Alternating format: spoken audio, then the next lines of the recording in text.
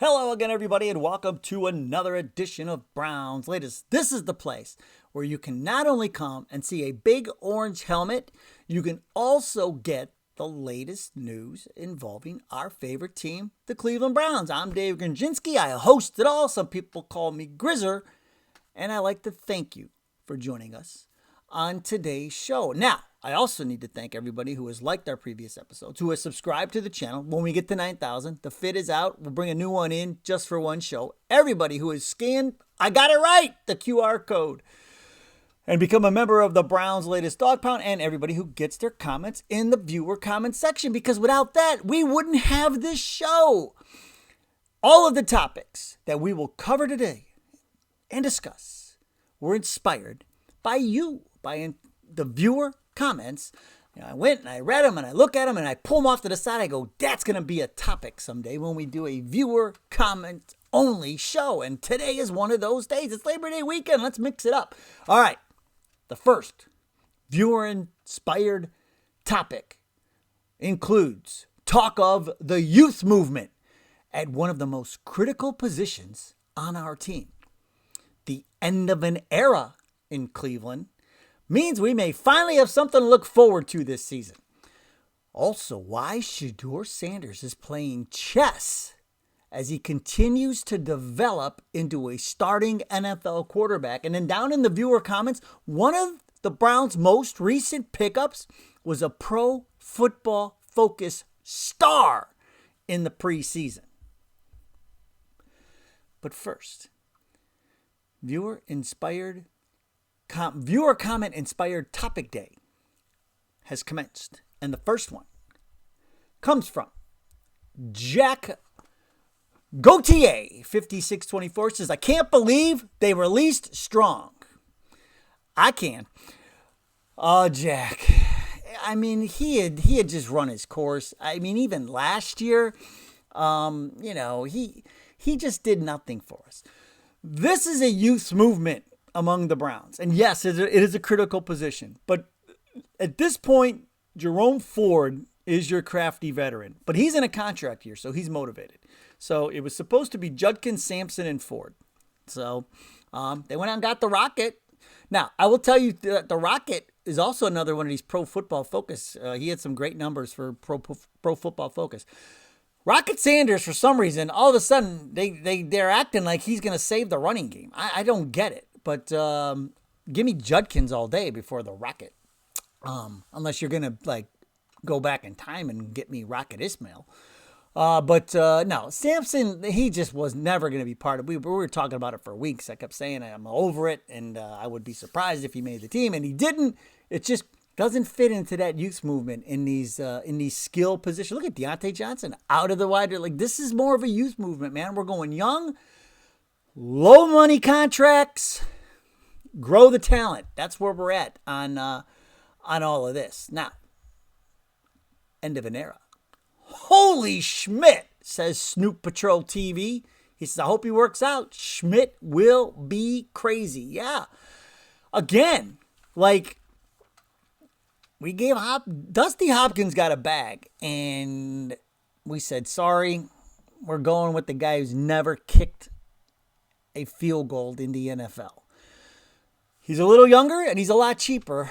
So, although in the end we still have to pay Hopkins over the next couple of years to the tune of about $6 million. But you could see the difference. It's like a hitter in a slump or a golfer with the yips, right?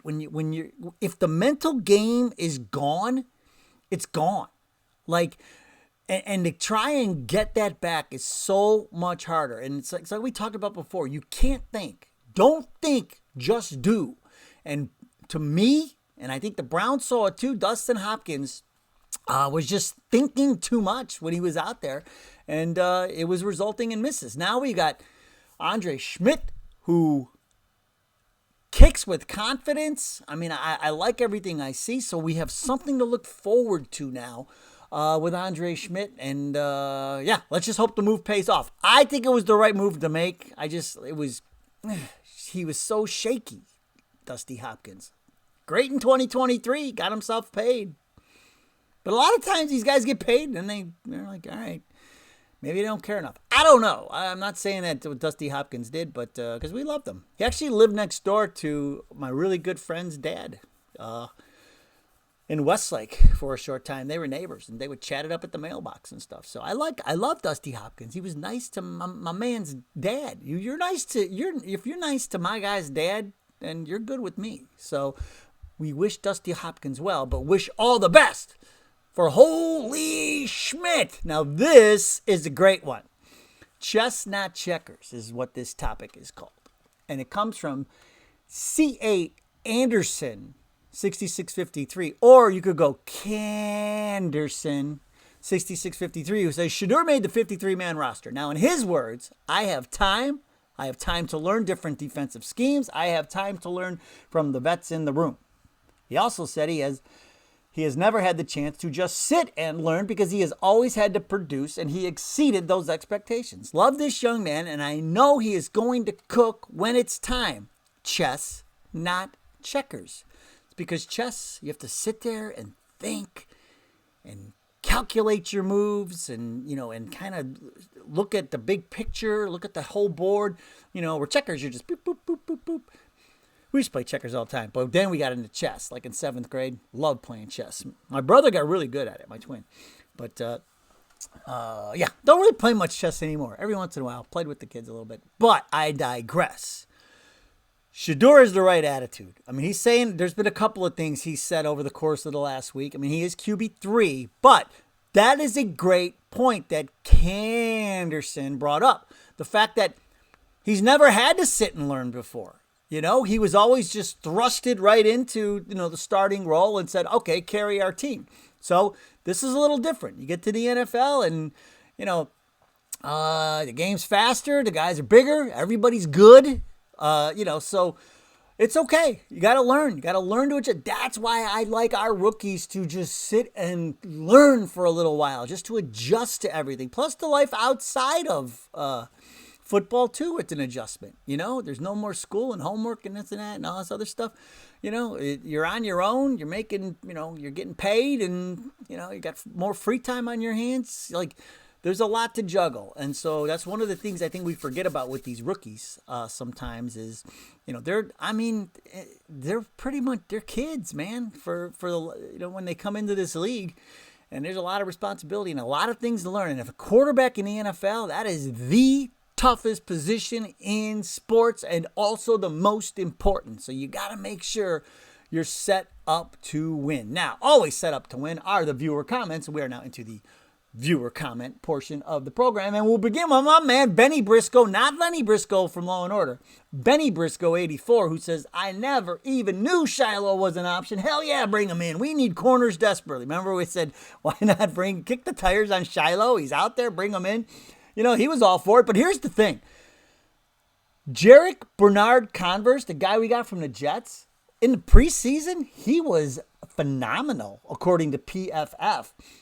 In week 2, he had an 87.2 overall PFF grade and an 85.2 coverage grade. So they're saying, like, if he could put up performances like that, he may see some defensive snaps sooner rather than later this season. So everybody keeps saying, man, that guy we picked him and saying like they're loving the moves we made. I don't understand why didn't the Jets keep these guys, or and the Chargers, why didn't they keep the Rocket? I don't know. Who cares? They screwed up.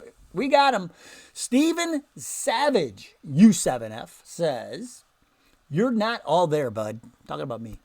He says, you know nothing about Browns football. You live in dreamland, not believe land. He says this because I say the Browns are beating the Bengals. He says this because I do live in believe land. But I will tell you, Steven Savage, there are way worse places you could be living than believe land. People are going to find out this is the problem. And same with the national, the media and all these, they're just going to look at the Browns. They don't do their homework. They don't look at what's happening. They don't look at what's going on. They don't look at the defense. They don't look at the depth along the defensive line. They don't look at Stefanski's wide zone scheme and the offensive linemen we have to block for it, who are all built for the scheme. Like, they don't look at any of that. They just go, oh, it's Cleveland. They're going to stink, just like Steven Savage. When you know, if you know, you know. That's all I'm going to say.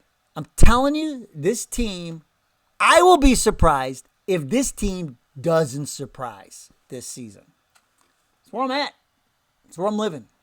Ron-VO1FX says, sometimes money can take a player out of the element and stop doing the things that got them there. And again, this goes back to like what we were talking about with Shadur and the rookies and all the other ththings that come along with it. And I think this has come out of the Judkins situation and the conversation the last few days. But no, that's it. Like, you don't know, like with the, and I'm not saying, this is what happened with Judkins, but with the NFL, it's so different when you draft a guy. That's why I think it's so hard to draft a guy and hit on a pick, because you look at him in college and everything is so controlled. Like a lot of these guys got people watching them. The school will make sure they stay out of trouble. They have, there's so many different rules and so many things they have to follow. I know for a fact, and I'm not naming names. I know for a fact Ohio State will have people watching their players to keep them out of trouble. Every school has to do it. You got to keep your guys on the field. So they get to the pros. The reins are off. There's a lot for them now to handle on their own, and things happen. And so, especially when they get that money, even though they're rookie contracts, I mean, even the lower end rookies are still getting paid pretty well. And so, you have to factor it in. And I think that's part of the reason it is so hard to hit on a pick in the NFL draft. We'll end on David, love the first name, David Durrell, 4135, who says the head coach won't make it past the bye week. The bye week is November 2nd. I am going to say he makes it past the bye week. I told you all along, I think he gets a little bit of a reprieve for this season because of the Watson thing. Haslam came out in the offseason and said, big swing and a miss, and now we're moving on. Watson will never, ever, ever play for the Cleveland Browns again. So now they pushed the reset button, going back to Stefanski's offense. He's kind of compiled his guy, him and, the Baranski got these draft picks, and they all look pretty good so far. So I think he's going to get a reprieve on this season for sure. And I think he will make it, unless, if it's the complete disaster, catastrophe, I think he makes it through the whole season, if you ask me. So, but I'm always glass half full. So who knows? Who knows what I know? All right. We'll be back tomorrow with more. Thank you so much for joining us. Have a great Labor Day. I hope the Labor Day weekend's going well. Stay safe. My brother's birthday's coming up. I remember when he was born. Man, oh man, that was a while ago. But we'll say happy birthday to him when his birthday comes up. All right, that'll do it. Go Browns! We'll see you next time.